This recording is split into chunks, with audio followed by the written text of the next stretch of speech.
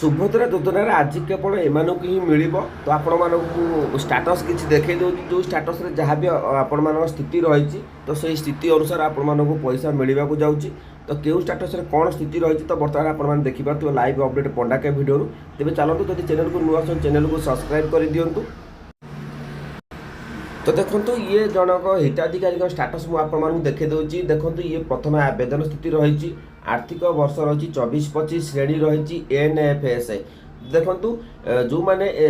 जो एनएफएस रही तो तापर इको स्थिति रही कम्प्लीटेड स्थिति रही अंडर प्रोसेस तो देखो ये जो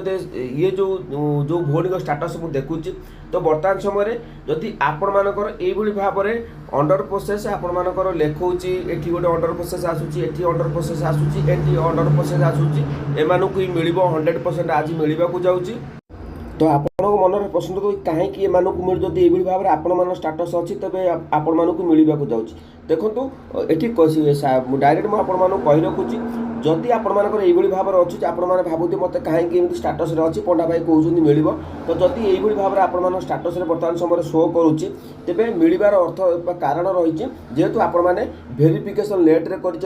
डीबीटी आपण मैंने लेट्रे कर तो से आपण लेट्रे मिलला तो ये आपण मानकर अप्रुवाल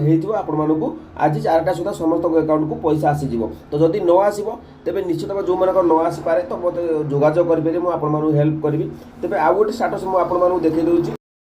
तेज ये गोटे स्टाटस आपने देखिपे ये एनएफएस रही आपने देखिपे एनएफएस रही तलक मुझे स्क्रॉल कर दूसरी देखो ये नॉन एनएफएस रही तो जदि ये भाव में नॉन एनएफएस अनेक हिताधिकारी अच्छी तेज आपण मानक मुझे रखुची जेहेतु आपण मैंने पर्यायक्रमे पैसा मिल नाला तो आपण मानकर ही भूल भाल थिला जोगु आपण मानक ही पैसा मिलने तो अनेक भूणी मैंने कौन कर बाहर थिले से जो आपण मैंने फिजिकल भेरिफिकेसन लेट्रे कर जहाँ फल कि आपण मैंने आज लेट्रे ही पैसा पाँच आउ देखो स्टाटस आपण मानकर अंडर प्रोसेस रही तो अंडर प्रोसेस थी आपण मानक ही पैसा मिलवा ये गोटे स्टाटस रहा नॉन एनएफएस आउ गोटे मुझे स्टाटस देखी आपण मानकर आपण मानक कही रखुची मिलवा जाऊँगी आज तेरे आउ गोटे स्टाटस मुझे देखे दूसरी जोटा कि सहीटा बहुत इंपोर्टाट आपण मानक रही जोटा कि समस्त डाउट रही आमको मिल कि ना तो ये गोटे स्टाटस आपण देखिपे ये हूँ नुआ हिताधिकारी स्टाटस जो मैंने एथर पाइबापी जाऊँच तो मुझे कही रखुची इक्यू स्थिति आप कम्प्लीटेड रही इक्यू प्रकार रही बायोमेट्रिक स्थिति रही अंडर प्रोसेस खारज कारण गुड़िक रही एनए सीधा सड़क देह हस्तांतर योग्यता स्थिति रही एक्टिव अर्थात आपण मानक जदि नुआ हिताधिकारी यही भाव स्थिति अंडर प्रोसेस अच्छी आपण मानक मिल किसी हिताधिकारी को मिल बाकी जो हिताधिकारी रहिले जो 1 लाख ऊपर हिताधिकारी अच्छा जदि से किसी त्रुटि थाए आधार कार्ड आपण मानकर मिसमैच हो बैंक मिसमैच हो तेज आपण मानक पैसा आसबनी तेरे नुआ हिताधिकारी समस्त को मिल तार किसी ग्यारंटी नहीं आपण मानक कही रखुची अनेक हिताधिकारी आगुरी सब ठीक था मिल नाला किंतु पर्यायक्रमे आपण मानक मिल तो आपण मैंने आज 4टा पर्यंत अपेक्षा करूँ तो